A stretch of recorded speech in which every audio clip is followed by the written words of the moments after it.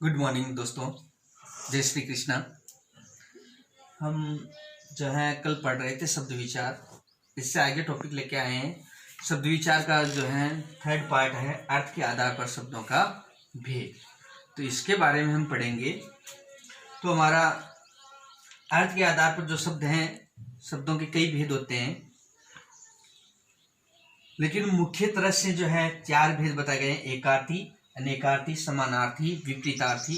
इनके अलावा जो है समोच्चारित भिन्नार्थक शब्द हैं, या समोच्चारित युग्म शब्द हैं, या ध्वन्यात्मक शब्द हैं। तो इस प्रकार के कई जो है शब्द आते हैं, एकार्थी शब्द हैं। तो लेकिन इनको हम मुख्य तरह से इनका रूप में चर्चा करेंगे। तो हमारा पहला शब्द आता है एकार्थी शब्द। तो एकार्थी का मतलब है, इसको हम शब्द को देखने से ही पता चलता है कि एकार्थी, एक प्लस अर्थी। अर्थी का मतलब यहाँ अर्थ से लेना है, यानी एक अर्थ वाला, यानी एक अर्थ, यानी ऐसे शब्द जिनका एक अर्थ निकलता हो और एक अर्थ में ही उनका प्रयोग किया जाता हो, वो क्या होते हैं? एकार्थी शब्द होते हैं। जैसे हम इनको उदाहरण के तौर पर देखें कि ऐसे जो है एक ही अर्थ निकलता हो जिनका, तो उदाहरण लें कि जैसे मैंने कल लिखा था पेड़। रूढ़ शब्द में मैंने कल देखा था पेड़ है, पौधे हैं, पेड़ जो है पेड़, पेड़, घोड़ा, गाय, घोड़ा, गाय, फर्श। तो ये जो शब्द हैं इनका क्या होता है? एक ही अर्थ निकलता है और इनको हम एक अर्थ में ही प्रयोग करते हैं। जहाँ कहीं भी हम घोड़ा है, घोड़े को प्रयोग जानवर के रूप में हम कर रहे हैं, तो इसका जो है एक अर्थ है और इसको एक ही वाक्य में कई बार प्रयोग करते हैं, तो इनको एक ही अर्थ में रूप में प्रयोग करते हैं। फिर आता है चलो अनेकार्थी शब्द हैं। तो अनेकार्थी शब्द का मतलब है वही अनेक प्लस अर्थी। अगर इनका संधि विच्छेद करें तो अनेक प्लस अर्थी, यानी अनेक अर्थ वाला। अनेक अर्थ वाला यानी वे शब्द जिनके एक से अधिक अर्थ होते हैं। एक से क्या होते हैं? अधिक अर्थ निकलते हो, यानी एक से 2 अर्थ भी निकल सकते हैं, 3 भी अर्थ निकल सकते हैं। तो एक से अधिक अर्थ निकलते हो और उनका प्रयोग अलग अलग अर्थों में किया जाता है। यानी वाक्य हम प्रयोग करेंगे तो कई बार उनका अर्थ जो है अर्थ अलग निकलेगा और दूसरे वाक्य में उसका अर्थ क्या होगा? अलग निकलेगा। तो वो क्या होते हैं? अनेकार्थी शब्द होते हैं। जैसे हम इसको उदाहरण के तौर पे समझे, जैसे हम लेते हैं कि कनक कनक ते सोगुना। कनक और कनक, कनक कनक ते सोगुना। अब कनक कनक 2 बार यहाँ प्रयोग हुआ है, तो यहाँ 2 बार प्रयोग होने का मतलब है एक कनक का तो अर्थ निकलता है यहाँ धतूरे से, धतूरा। एक का अर्थ क्या निकलता है? धतूरा, जो है एक मादक पदार्थ के रूप में होता है। और कनक एक का मतलब होता है सोना। सोना जो हमारी धातु होती है, उस धातु को भी कनक कहा जाता है। तो इनके 2 अर्थ हो गए। है दोनों शब्द एक ही, लेकिन दोनों बार इनका प्रयोग के अर्थ बदल रहा है। दोनों बार क्या है? इनका अर्थ बदल रहा है। तो धतुरा एक का हो गया सोना। इसी तरह हम लेते हैं कुल। हम लिखते हैं कुल। अब कुल का मतलब क्या होता है? वंश है, हमारा परिवार है, उसको हम क्या कहते हैं? कुल। एक हमारा अर्थ होता है कुल का मतलब जो है सब मिलाकर, सब जो है मिलाते हैं, जैसे टोटल बोलते हैं, हम टोटल करते हैं, उसको भी हम क्या करते हैं? कुल बोलते हैं। तो सब मिलकर। अगर इनमें और अर्थ देखें और उदाहरण देखें, जैसे हमने लिखा हरि, जैसे हमने क्या लिखा? हरि लिखा। और हरि का अर्थ क्या होता है? हरि का मतलब एक भगवान नारायण से है, नारायण। और दूसरा हरि का मतलब होता है घोड़ा। हरि का मतलब घोड़े को भी हरि का बोला जाता है, यानी घोड़े का पर्यायवाची है हरि। अगर हम इस और देखें कर, कर का मतलब क्या होता है? कर का मतलब निकालते हैं हाथ, और कर का मतलब हाथी भी होता है, यानी हाथी का पर्यायवाची क्या होता है? कर भी होता है।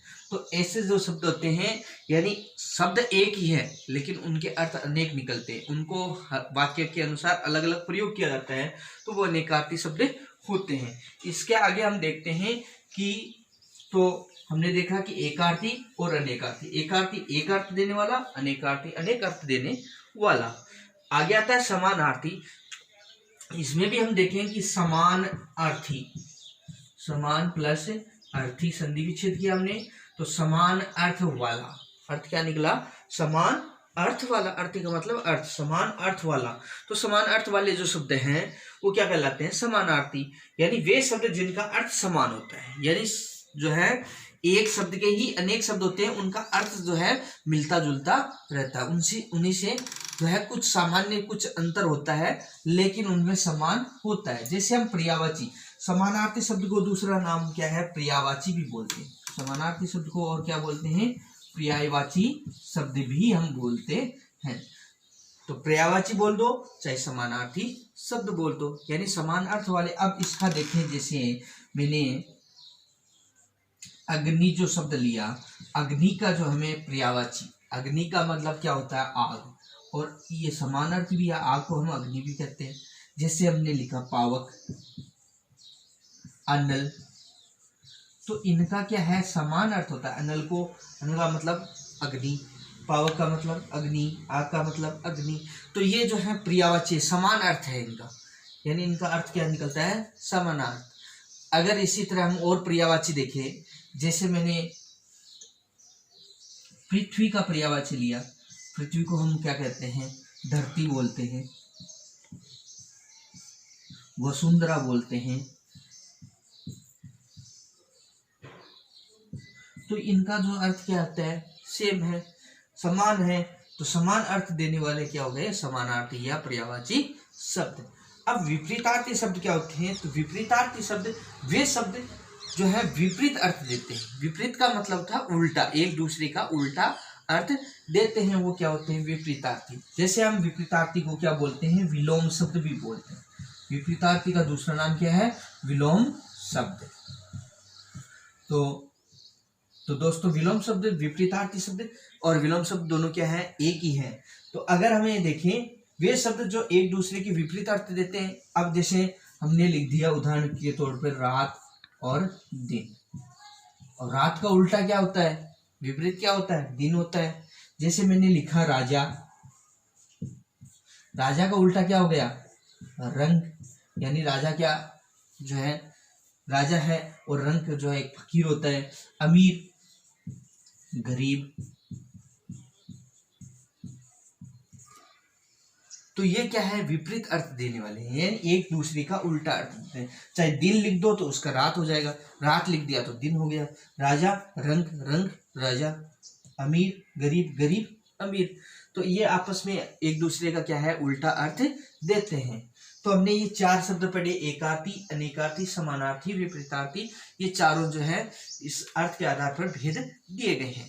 तो इनका अर्थ अलग अलग हो गया। अब हम देखें इनको जो है विस्तार से, हम आगे जो हमारा टॉपिक आता है शब्द भंडार, आगे हम इसको शब्द भंडार के रूप में भी इनको विस्तार से पढ़ेंगे। इनके एक एक जो है इनके कई उदाहरण लेंगे। एक एक जो है शब्द है एकार्थी के कम से कम 20-20, 50-50 उदाहरण हम देखेंगे। अनेकार्थी सभी के हम जो है उदाहरण 50-50 के माध्यम से, उदाहरण के माध्यम से इनको आगे हम समझाएंगे। तो अभी हमारा जो टॉपिक है ये, इसको अभी यही, इनके आगे जो है अलग जो भेद हैं उनके बारे में हम बात करेंगे। एकार्थी, अनेकार्थी, समानार्थी और विपरीतार्थी ये शब्द हो गए। इनके आगे जो कुछ अन्य जो उदाहरण जो भेद दिए गए हैं उनके बारे में चलो हम थोड़ी सी चर्चा करते हैं।